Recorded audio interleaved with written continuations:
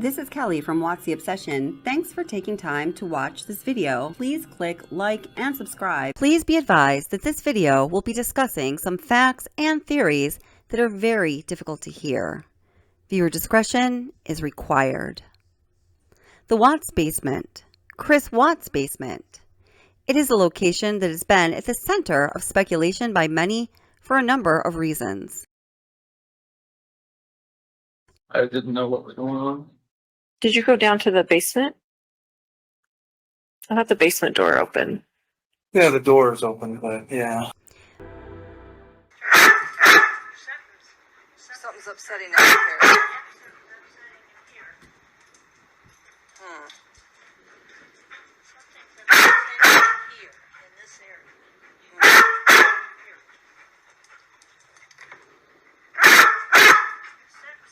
We will talk about that infamous basement, the reasons people speculate something nefarious and horrific may have happened in that basement, what Chris Watts himself had to say about that basement, including something that those of you who have more recently begun to follow this case probably do not know. There are a good number of people who speculate that Nikole Kessniger was in the basement at the time of the murders or after the murders in an effort to get rid of evidence. The question has long lingered, was Nikole Kessniger, Chris Watts' former mistress, involved in this tragedy either before, during, or after the fact? Although the answer is still unknown, I am personally one of the people who believe there is more than enough evidence to show that Nikole Kessniger played some criminal part in this nightmare. As I've pointed out many a times, for God's sake, she says so herself.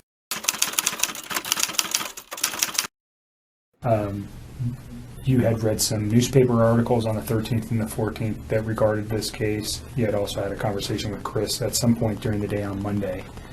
And on Tuesday, because of what you found, specifically what you said was, and don't let me put words in your mouth, but you found out that his wife was pregnant. Yes. And you did not know that prior. And you found that out via the newspaper articles, and that caused you concern.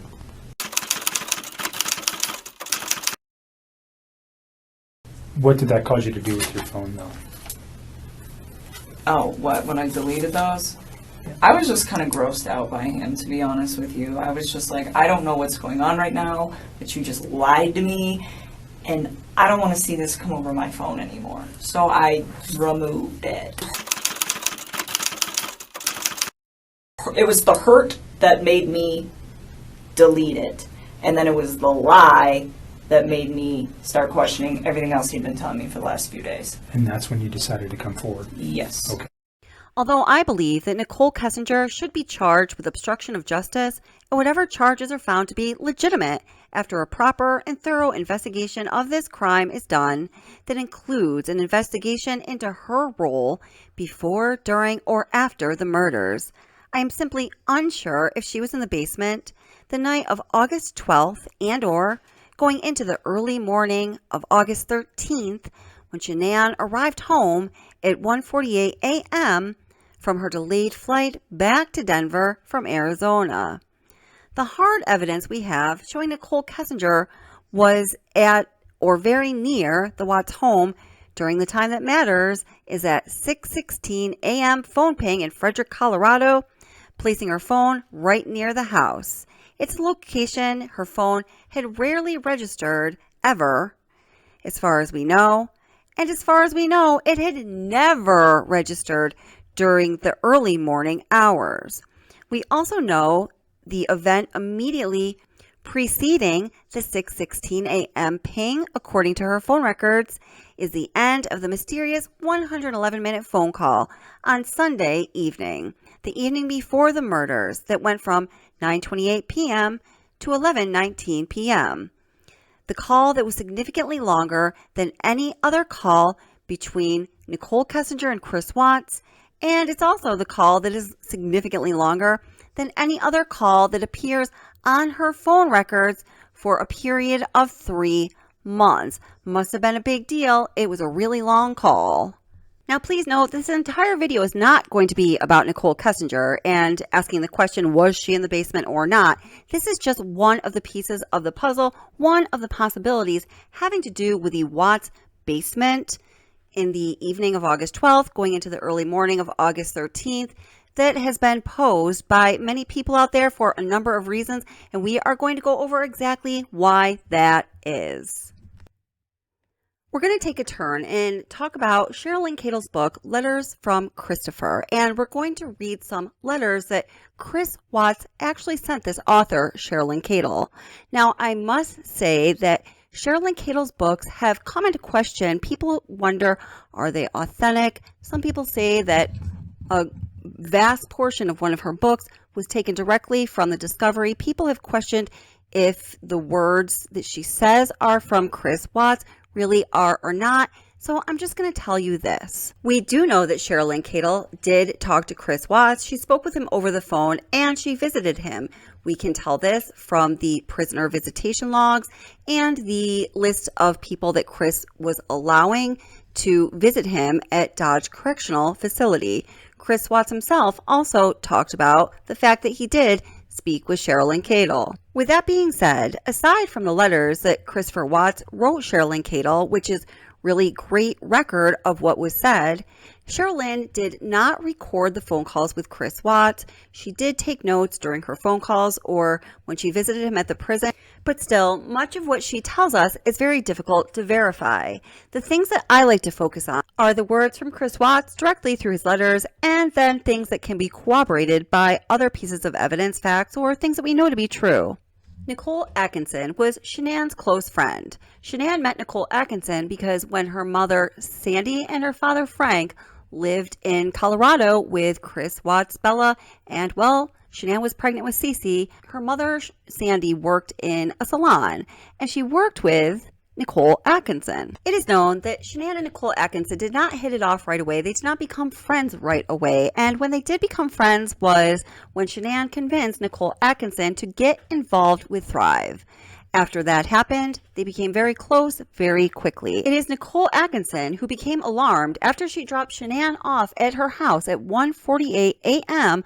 in the early morning hours of August 13th.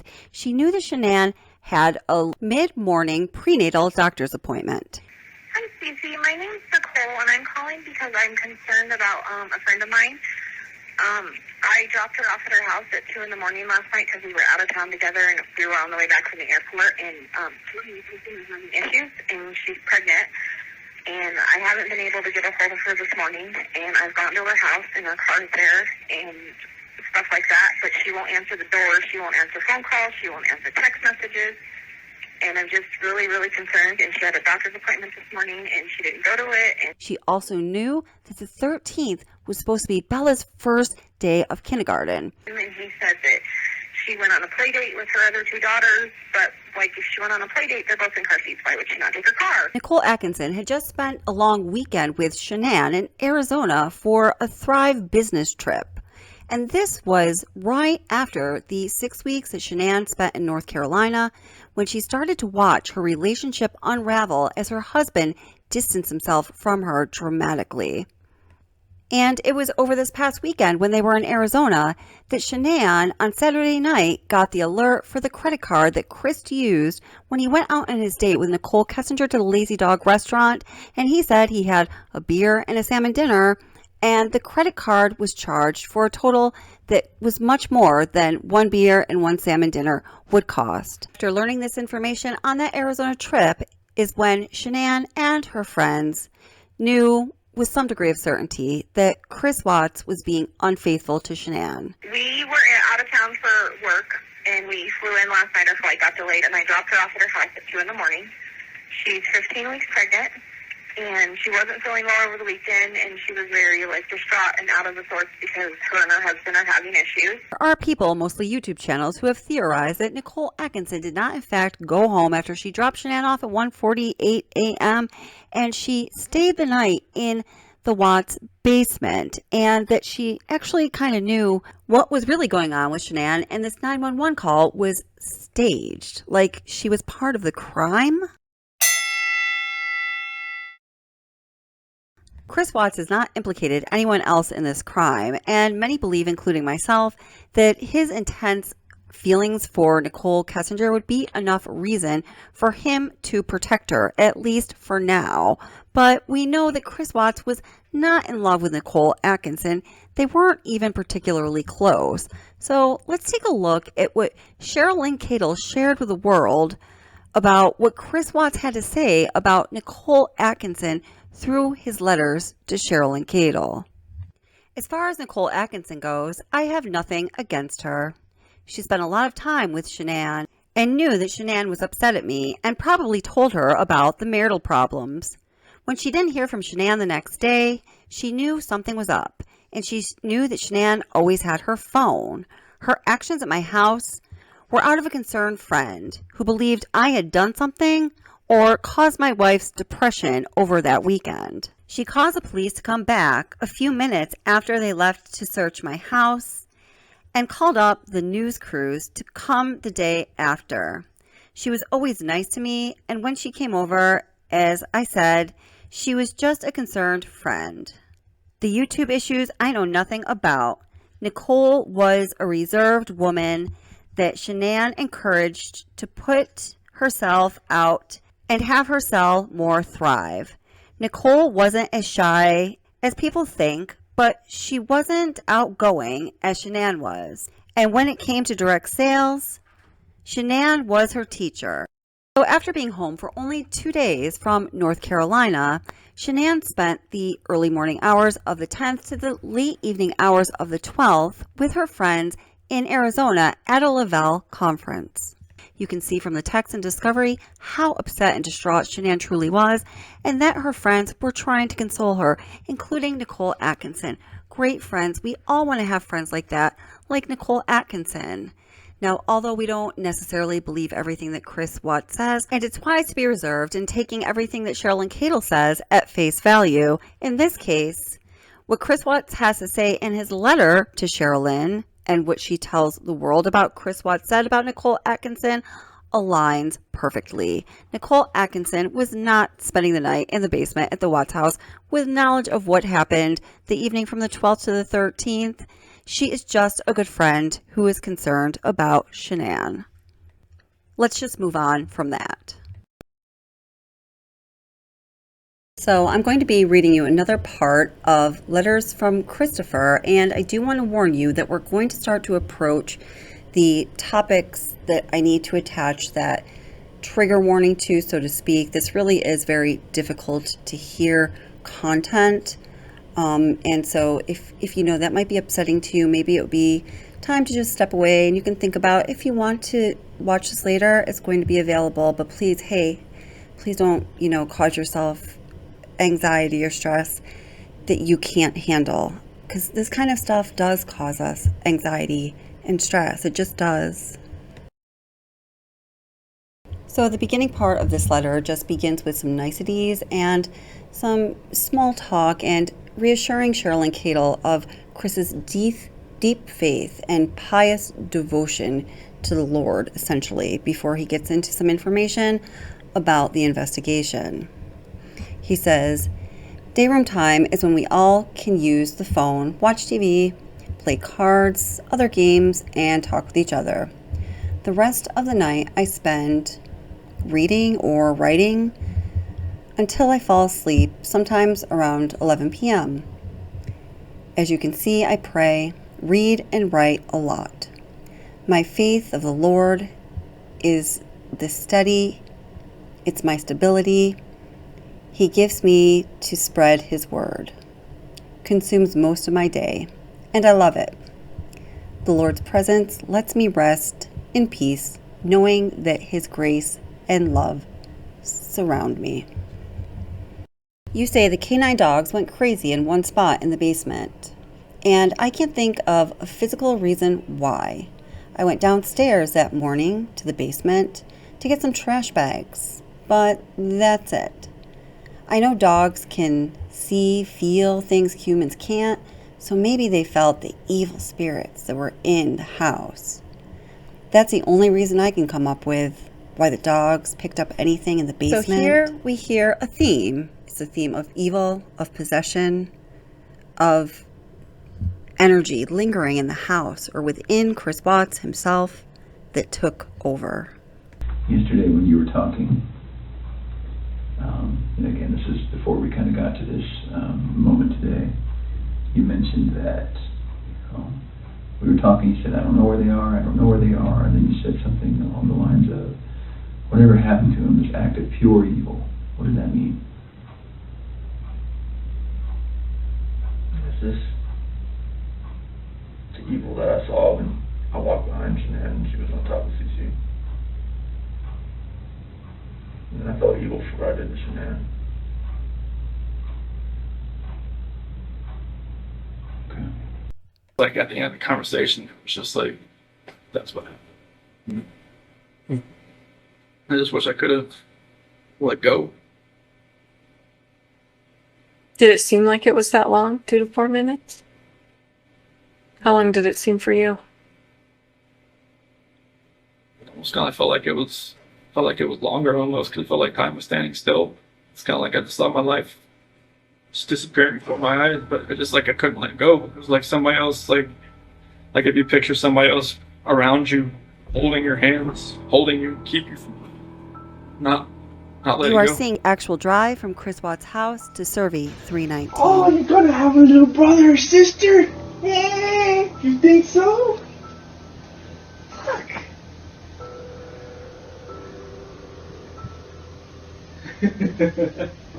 July, baby?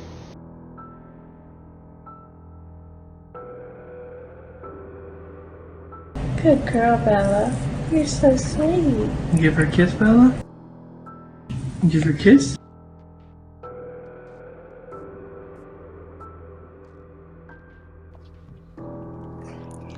Daddy home. Daddy home? No. No. Yeah? Let's do it. Do a little hair. Ready? Set? Cece, what's Cece, Daddy I doing? am so sorry. Well, guys, there's absolutely no doubt that something horribly evil happened in that house. And the reason I think that something horribly evil happened in that basement, well, there's actually several reasons. So I'm going to put them all together for you. And I have a very concrete theory on this one. I think I know exactly what happened in the basement, or at least one of the horrible events that happened in the basement of the Watts house. Guys, for Bella and Cece Watts, whatever happened in that house in 2825 Saratoga Trail, what I believe happened in the basement before Chris Watts got into his truck, brought his family with him in his truck in whatever state they were in, and took this desolate, isolated drive to Survey 319 before the girls went into the oil tanks. Whatever happened in that house was the last thing the girls experienced before they got into that truck to take their ride towards certain death. And to me, their experience matters. To me, their experience matters, and justice for them matters regardless of whether there's a conviction on the books for this crime or not.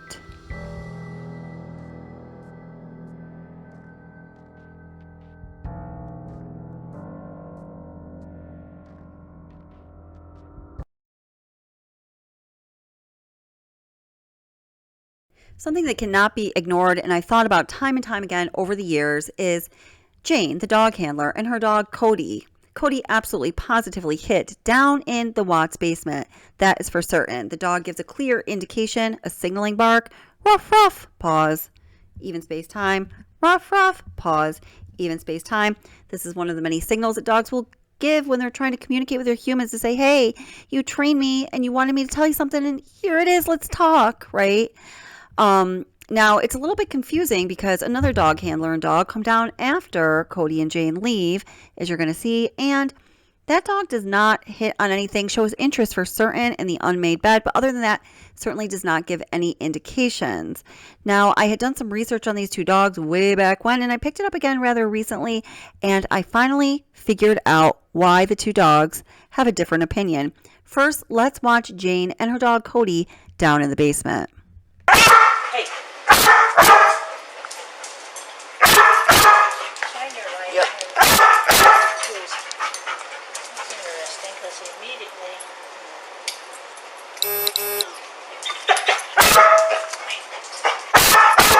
Quiet. Are you trying to tell me something? I just need a break. Here, check. He's trying. Something's upsetting him here. Yep, something's upsetting him here. Yes, that's up 105.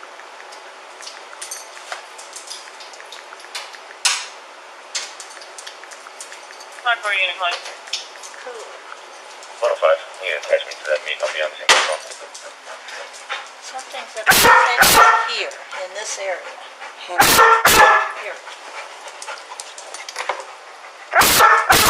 Something's upsetting him here. Okay.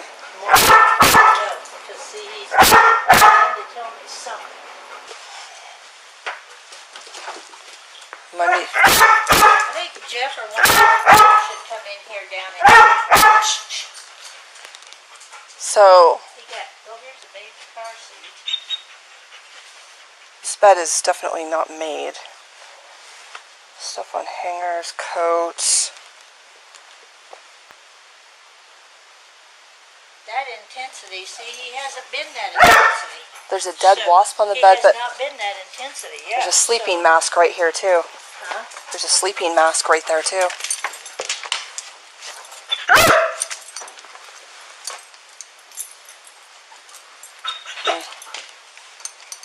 And this has not been cleaned up like Mm-mm. everything else. Sure hasn't. See, this may be her scent. Something has set him off. Well, that's a like a night sleep. Is that what it is? A night sleep mask. Something has set him off down in this area. Okay, so we also know that the investigators who went to visit Chris Watts at Dodge Correctional Facility in February of 2019 were very interested in the basement. They didn't ask a whole lot of pointed questions, which was really surprising and strange for such a long interview when so little is known about the actual details of the crime. But one thing they did ask specific questions on was, did Watts go into the basement? And they explain a little bit about why, and I'll expand more on that later in this video. What other things did you do that maybe we even missed? So the phone and watch. Yeah. I think I threw the therapy book she wanted me to read in the trash. That was that morning? I think so. Were you trying to make it look like she threw it in the trash? I don't know. I just I just didn't think nothing was ever going to work again. So I didn't know what was going on. Did you go down to the basement? I thought the basement door opened. Yeah, the door is open, but yeah. So there was a lot of movement. You know, I think it was around 4:26 or something. From the garage door opening, the basement door opening, and then of course the living room sensors and all. Do you remember what you were doing all during that time? You had a lot of steps. I'll just say that. So like the basement, I'm not sure. I mean, the only thing I really have down there is my workout, the bench press and whatnot. Do you remember going down there for anything or opening that door for anything? Did you think about, well, maybe I'll take her out that way, or is it a walkout basement? No. It wasn't at your house. Okay. No, it's like a garden level basement. So Okay. But no, I don't know the place. What's that? I don't think it worked out that morning. Like, were you packing your lunch in the kitchen? Like, did you have to do all that normal stuff? Okay. I packed lunch and everything. Did all that, but I don't remember about the basement. Unless I just worked out that morning, I just don't remember. I don't think I did. So one of the more. Plus, there was a trash bag down there at that time. Yeah, you got trash bags from there. Maybe there wasn't any in the garage, and I went down there and got one. Do you normally carry a roll of trash bags in your truck? No. So there was a roll in the truck. I was. Yeah. Maybe I just grabbed it and brought it with me then. Oh, my. Does Mr. Watts ever have tells in his lies? We know when he's lying. We know when he's telling the truth. He's, like Tammy Lee said, he's really not a good liar. Listen, guys, Chris Watts remembers details about what happened on that horrible morning and even the late night before the horrible morning and the day after the murders happened and forward in time. He remembers so many things in detail. When he is asked a question and he doesn't have any reservation about giving the answer, he just gives a very normal, straightforward answer, as in like normal communication. Question asked, response given, fine, we move on. But this whole bit about when he's asked if he went down in the basement and he can't remember, and maybe he did this and maybe he did that, and just kind of stumbling around his words, and while he professes to have 140 IQ, he's just kind of, responding in these partial, like childlike sentences, really making not much sense at all. This is Chris's very awkward and not sophisticated way of dancing around the truth. This is one of his ways of lying. Chris Watts is totally lying about not remembering going down into the basement or remembering what he did when he went down into the basement, which of course begs for the next question. Then what is he hiding? Why does he not want to tell the investigators that he was down in the basement? Or what does he not want to disclose to them that he did or got while he was in the basement? I'm going to read you an excerpt from Cheryl Lynn Cato's book, Letters from Christopher. So this is in Chris Watts' own handwriting, and that is not contended. Now, the story that he tells here, I think it's getting close to the truth. It's different than what he told the FBI, and it's different what he later told Cheryl Lynn Cato, voice to voice, and several other people, including one person close to the Watts family who I spoke with myself well over a year ago. Let me first read to you what is in the book, Letters from Christopher, in Chris Watts' own handwriting. Please be aware, this is very hard to hear and your discretion must be used. August 13th, the morning of. I went to the girls' room first, before Shannan and I had our argument. I went to Belle's room, then Cece's room, and used a pillow from their bed. That's why the cause of death was smothering. After I left Cece's room, I then climbed back into bed with Shannan, and our argument ensued. After Shannan had passed, Bella and Cece woke back up. I'm not sure how they woke back up, but they did. It makes the act that much worse, knowing I went to their rooms first, and knowing I still took their lives at the oil field. That is such a hard story to take in, isn't it? I can remember the first time I heard that story, and I can remember just the absolute horror that resonated through me, just thinking about, my gosh, he killed his children twice. However, that story doesn't account for a couple of things. It does not account for Jane's dog Cody hitting so strongly, so intensely, she said, in the basement. And it also does not account for the very strange story that he told the investigators when they went to Dodge Correctional Facility about the very end moments of the girls' lives on the way to Survey 319 and at Survey 319. I just want to listen to a very short portion of Chris Watts' confession from Dodge Correctional Facility in February of 2019 when the investigators went up to visit him.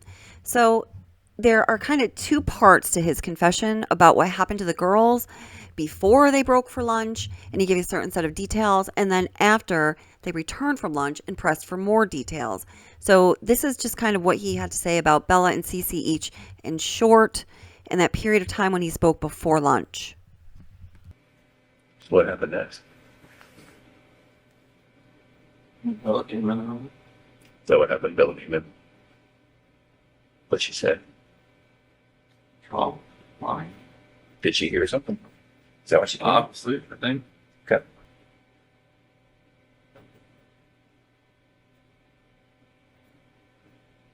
CC was first.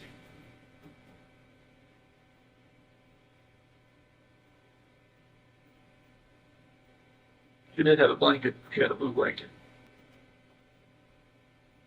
So was she alive when she went into the oil tank? No.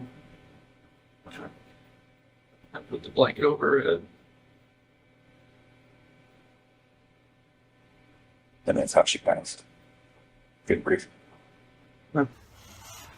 Right? Daddy? I put the blanket over her head. I didn't want to. No.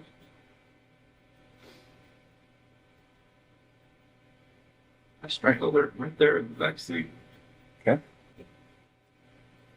And then the same for Bella. Just without a blanket. With the blanket. Oh, okay. I didn't look. It's like every time I closed my eyes, I started to see her say, "Daddy, no," and that was it. That's what Bella said. I hear that every day. You got it.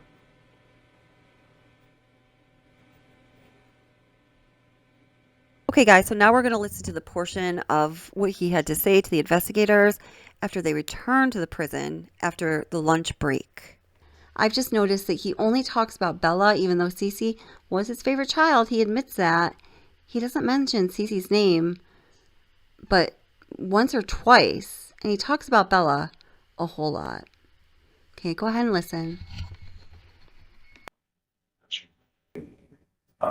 So with the girls, talked about how they got into the truck with you and were alive. Okay. Are you 100% sure that's true? Okay. Can we go back just a second?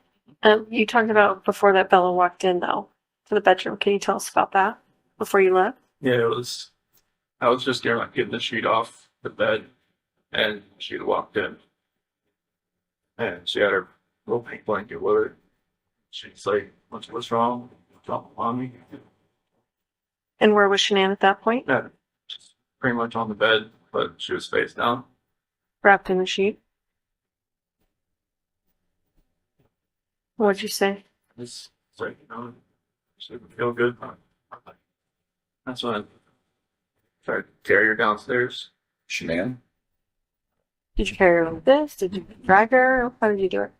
Tempted to pick her up and take her down, but I lost grip after a little while. I just had to pull. Did Bella see you do that? What was Bella saying? She started crying a little bit. She's like, "What's wrong, Mom?" And what'd you say that time? So it just feel good. She was a smart girl. She didn't know what's going on there.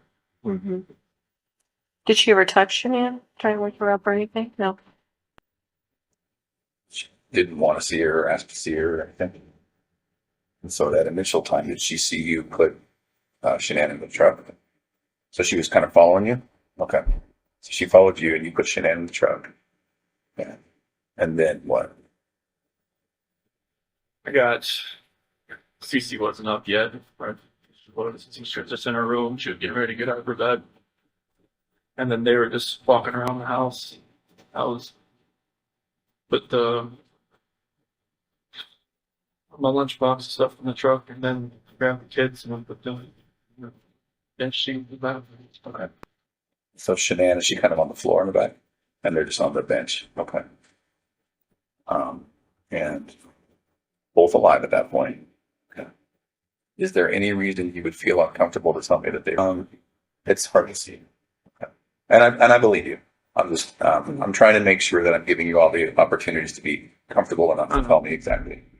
Okay. And they were like, okay. Trust me, I hear that every day when Bella was talking to me on the site. Oh really? What do you mean? When she said, "Daddy, no." When we were driving to the site, she said, "Daddy, it smells." Oh. Okay. So that goes back to maybe Shannan evacuating herself. I don't know if it was that. You know that smell like a skunk maybe sometimes. Oh, So I got some kind of smell that way, but I don't know what that was from. And was that maybe outside the trap or was that in? I don't know. Okay. What did you guys talk about on the way out? They were pretty quiet. They, laid next to each other. Okay. Maybe Bella in her lap and Casey in her lap, just back and forth. Oh, okay. Just trading off like little ones do. Okay. Were they awake? I think one would kind of fall asleep. Casey would kind of trade off back and forth. Were they talking to you? Just about, just saying, "Daddy, it smells." Oh, okay. It was early in the morning. They were showing up there. Yeah. Okay. Did you have to? So you didn't have to wake CC up? There was the noise from trying to get Shannan downstairs. Did she kind of fall down the stairs? It was more like trying to get her down and from the steps, maybe her foot, the next step kind of thing. Oh. They're licensed.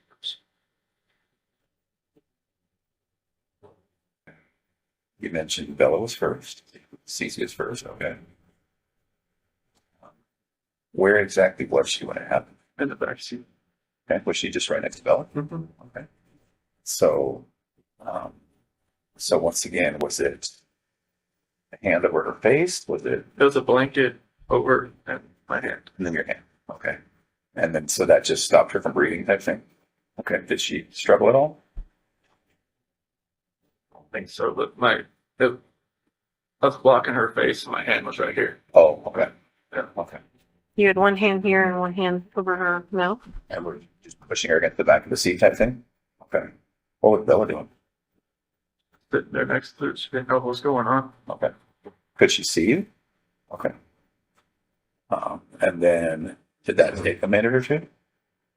Didn't really, nothing. I had no concept of time. In addition to the lack of details about Cece, I want you to notice here about when Graham Coder asks him about did it take a while, he says he didn't have any concept of time. Now let's listen to what he says about Bella. And then once she's gone, then is it Bella next, or did you pull Cece out? I pulled Cece out. Okay, so once Cece's gone, Bella's still there in the car alive, and then you pulled Cece out. What'd you do with her? Okay. So she went into the tank, and Bella was still in the back of the truck alive. With regard to that tank, did you bring up Cece, put her down, open the hatch? Brought her up, opened the hatch. And put her in. Okay. When we talked the very first time we met, and we were talking about this, it was a matter of just lowering her down. Okay. And so she went in feet first. Okay. Was she able to fit pretty well? Was it snug? I think so. Okay. Did you have to move her around a little bit and get her in there? I think so. Okay. All right. No, I didn't have to hit her okay, like that. It's not like you stomped her in. No. Okay. And then close the hatch. Yes. Okay. And then went down to Bella. Tell me what happened there. She said what happened to Cece. Or she asked, it's the same thing, the exact same thing that happened to me as Cece. Did she ask you that? Okay. So Bella's pretty smart. How did she sound when she asked you that, Chris? So that soft voice she always had. What exactly did she say? Said that it's the same thing that happened to me as Cece. And then I said, I don't even remember what I said. Okay. I don't know if I just said yes, like a horrible person, or if I just put that blanket over her too and did the same thing. Same blanket, same way? Mm-hmm. Okay. She said, no, Daddy. And that's the nice thing she said. Did she say no, Daddy, please, no, Daddy type thing? Did she say, okay, don't do it? She said, no, Daddy. Okay. Same way, hand on neck, hand over mouth, or hand over blanket with your over mouth? Okay. Did that take a couple minutes? I like it. Now here, when Graham Coder asked him the same question, did it take a couple minutes? He says it felt like it. He answers far more questions in response to what happened to Bella on the ride to Survey 319 and at Survey 319 as compared to Cece. If you've noticed as well, during this entire story, Bella is the only one who he says said anything. She came into the room. She asked if Mommy was okay. She said, Daddy, it smells, when she was in the truck.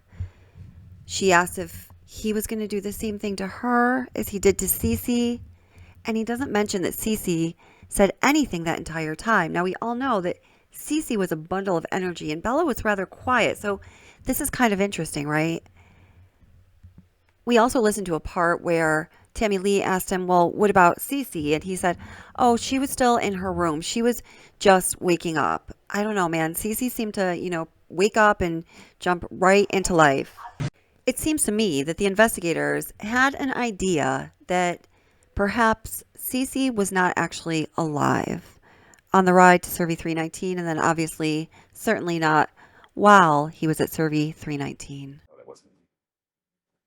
Can you tell us about, obviously, when the district attorney got up and talked about Bella's injuries and stuff? I didn't want to hear about that. Right. Can you tell us about that? As far as like her biting her tongue? And ripping her frenulum, which is that connective skin from your lip to your gum. It was gone. Her gums had it looked like a hole in them. And the pathologist said it was from her obviously struggling to get away. I didn't know what that meant. Yeah. Could it be that that's what happened? So I didn't put my hand over her like that. Is that what you're talking about? Well, it would have been just downward pressure on her. This area. I didn't see any of that when I get back up. It was like her lip was missing or something? No, see the skin that connects there? That was ripped. It was gone. So it kind of made a hole in her gum. I'm just thinking maybe it's if her hand was not her head was twisting back and forth, could that have done that? Yeah. I had a blanket. I don't know. Did you feel her doing that thrashing? They were trying to get away? I felt her head moving back and forth. You did? But I didn't know that. Could you tell if she was trying to yell or say anything? Or Only thing was Daddy no, and then some grunt here and there, and trying to breathe. Mm-hmm. My God, obviously that is absolutely so horrific. I personally believe that the only reason that Bella suffered those injuries and Cece had none is because Bella was alive. Oh God. On the ride to Survey 319 and at Survey 319, and her life did end very close to the way that Chris Watts disgustingly describes it here. And I also believe that Cece did not have any injuries because she was not alive at Survey 319 or on the ride to Survey 319. I believe she passed at the house. It doesn't make any sense with Cece, with all of her energy and personality and life, that she wouldn't fight back in a fight for her life. That she wouldn't be saying things all the way in the truck ride from Saratoga Trail to Survey 319. It just doesn't make any sense. Now, let's take a look at some of the body cam footage when Chris Watts arrived back at his house after Nikole Atkinson had called him. He had been out at the oil fields, and remember, he took such a long time to come back. They were starting to think about kicking in the door, and Officer Coonrod, Nikole Atkinson, and her children were there to greet him. Remember, instead of letting them all in through the front door, he goes through the garage door, ducks to pick up something in the car, and then goes into the house. It's over a minute later when he actually opens the front door and lets them in. So let's look at exactly what it is he does right after he allowed them to come in the house, rather than to going around the house looking for his wife and children, which obviously we know he wouldn't do because he knew they were gone. Look at where he goes specifically. Nikki, I've given you permission to walk in my daughter's house. Mind if I come in, Chris? Okay.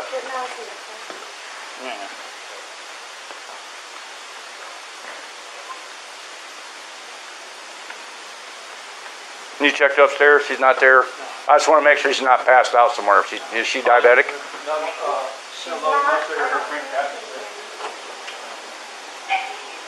You mind if I look around? Go ahead. Okay, thanks.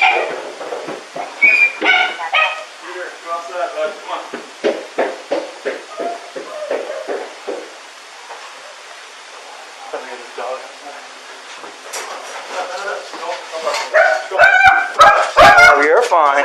Outside. Oh, you're fine.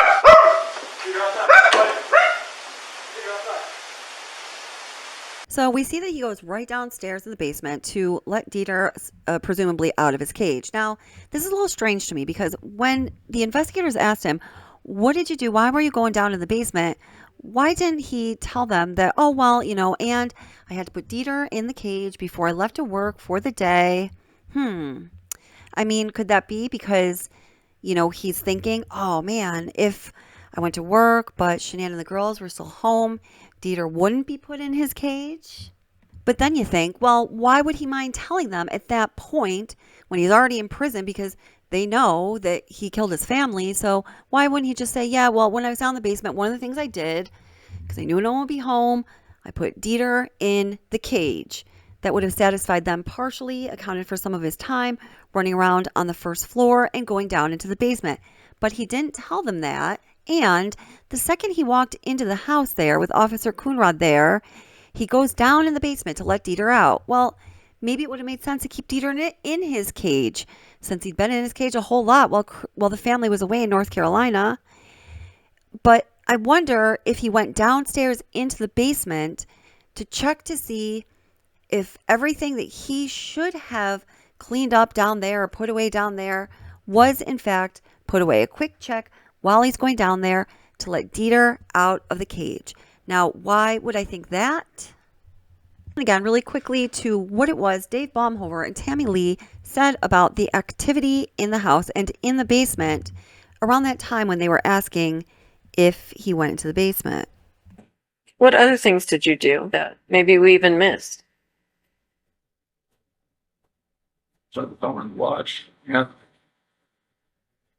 think I threw the therapy book she wanted me to read in the trash. That was that morning? I think so. Were you trying to make it look like she threw it in the trash? I don't know. I just didn't think nothing was ever going to work again. So I didn't know what was going on. Did you go down to the basement? I thought the basement door opened. Yeah, the door is open, but yeah. So there was a lot of movement. I think it was around 4:26 or something. The garage door opening, the basement door opening, and then of course the living room sensors and all. Do you remember what you were doing all during that time? You had a lot of steps. I'll just say that. So like the basement, I'm not sure. I mean, the only thing I really have down there is my workout, the bench press. Do you remember going down there for anything or opening that door for anything? Did you think about, well, maybe I'll take her out that way, or is it a walkout basement? No. It wasn't at your house. Okay. No, it's like a garden level basement. So. Okay. But no, I don't know. What's that? I don't think it worked out that morning. Like, were you packing your lunch in the kitchen? Like, did you have to do all that normal stuff? Okay. I packed lunch and everything. Did all that, but I don't remember about the basement. Unless I just worked out that morning, I just don't remember. I don't think it did. So one of the more... Unless there was a trash bag down there at that time. Yeah, you got trash bags from there? Maybe there wasn't any in the garage and I went down there and got one. Do you normally carry a roll of trash bags in your truck? No. So there was a roll in the truck. Yeah. I mean, maybe I just grabbed it and brought it with me then. So in the letter from Christopher Watts to Sherilyn Cadle that we read that it was from her book earlier in this video, he expands on the confession that he gave the investigators when they visited him in prison in February of 2019. But guys, there is yet another story. Now, this story was told to Cheryl and Cadle.